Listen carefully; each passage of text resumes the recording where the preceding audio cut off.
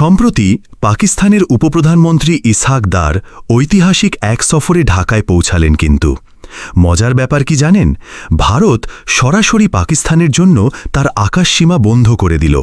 ফলাফল, চীনের ঘুরপথ আসিয়ান দেশগুলির আকাশপথ পেরিয়ে গিয়ে কোনোভাবে বাংলাদেশে পৌঁছালেন তিনি। কিন্তু কেন এই সফর এত আলোচনার কেন্দ্রে, আর কেনই বা এই সফর থেকে কোনো ইতিবাচক ফল পাওয়া গেল না? আজ আমরা বিশ্লেষণ করব সেই গল্পই। ঢাকায় ইসহাক দারের সফর ছিল বহু দিক থেকে গুরুত্বপূর্ণ। বাণিজ্যিক কিছু ছোট চুক্তি সই হল, কূটনীতি নিয়ে আলোচনা হল, কিন্তু হঠাৎ করেই যেন বৈঠকের ছন্দ থেমে যায়। কিন্তু কেন? বাংলাদেশ স্পষ্টভাবে বলে দিল, অর্থনীতি বা ভিসা সুবিধা ঠিক আছে, কিন্তু পাকিস্তানকে আগে ক্ষমা চাইতে হবে। অতীতের সেই ভয়াবহ স্মৃতি, ১৯৭১ সালের মুক্তিযুদ্ধের সময় পাকিস্তানি সেনাদের নির্মম গণহত্যা।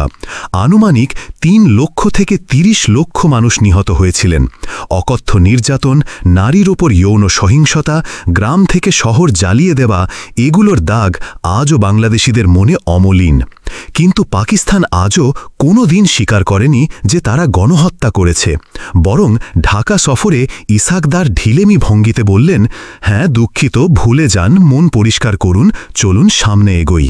ফলাফল, বাংলাদেশ সরকার তাতেই ক্ষুব্ধ হয়ে জানালো, না, ভুলে যাওয়া যাবে না। আপনার মনে প্রশ্ন আসতে পারে, পাকিস্তান কেন এত বছর পরও সত্যি কথা স্বীকার করে না? এখানেই লুকানো আছে তাদের অস্তিত্ব সংকট। ১. দ্বিজাতি তত্ত্ব ভেঙে পড়বে। পাকিস্তান জন্মেছিল এই বিশ্বাসের ওপর, হিন্দু আর মুসলমান নাকি একসাথে থাকতে পারে না। কিন্তু বাস্তব হল, মুসলমানদেরই পাকিস্তানি সেনারা নির্মমভাবে হত্যা করেছিল পূর্ব পাকিস্তানে। যদি পাকিস্তান স্বীকার করে, তবে নিজেই প্রমাণ করবে যে তাদের রাষ্ট্র গঠনের ভিত্তিই ছিল ভ্রান্ত। ২. ক্ষতিপূরণের ভয়। ক্ষমা চাওয়া মানেই আন্তর্জাতিক আদালতে বাংলাদেশ ক্ষতিপূরণের দাবি তুলতে পারে। শুধু ঘূর্ণিঝড়ের সাহায্যের অর্থ আত্মসাৎ করার দায়েই বাংলাদেশ আজ ৪.৫ বিলিয়ন মার্কিন ডলার ফেরতের কথা তুলেছে। আর ম্যাচ করলে লক্ষ লক্ষ গণহত্যার ডকুমেন্টের ইতিহাস মিলে পাকিস্তানের ওপর চাপ আসতে পারে আরও বহু বিলিয়ন ডলার ক্ষতিপূরণ দেওয়ার। অসুস্থ অর্থনীতির পাকিস্তান সেই বোঝা টানতেই পারবে না। এই কারণেই দুটি জিনিস পাকিস্তান কখনো করবে না: ১. ৭১ সালের গণহত্যা স্বীকার করা, এবং ২. ক্ষতিপূরণ দেওয়া। বাংলাদেশের বর্তমান প্রধান উপদেষ্টা মোহাম্মদ ইউনুসকে অনেকে পাকিস্তানপন্থী বলছেন। তিনি ইতিহাসে গণহত্যার উল্লেখ কমিয়ে দেওয়ার চেষ্টা করেছেন। তিনি চাইছেন আগের বিষয়গুলো ভুলে গিয়ে আগামীতে এগোনো যাক। কিন্তু প্রবলেম হল জনমত। যে জাতি নিজের স্বাধীনতার রক্ত দিয়ে অর্জন করেছে, তারা কি সহজে ভোলে?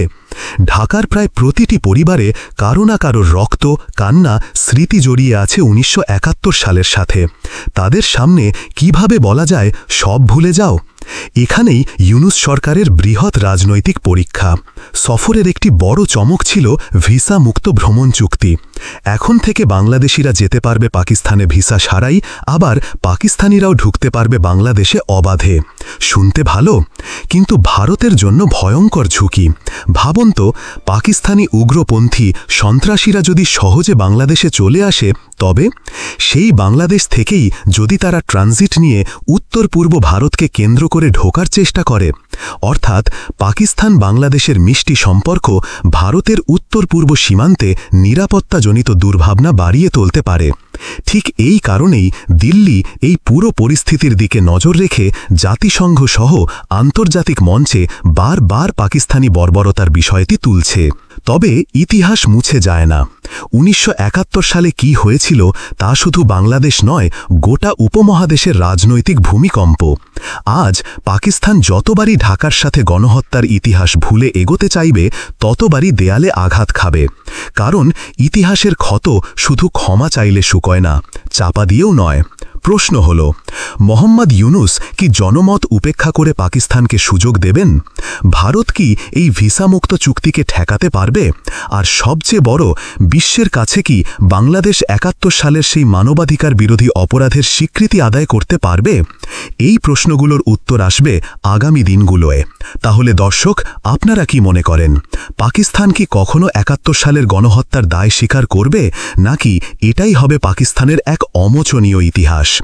নিজেদের মতামত কমেন্ট করে জানাবেন।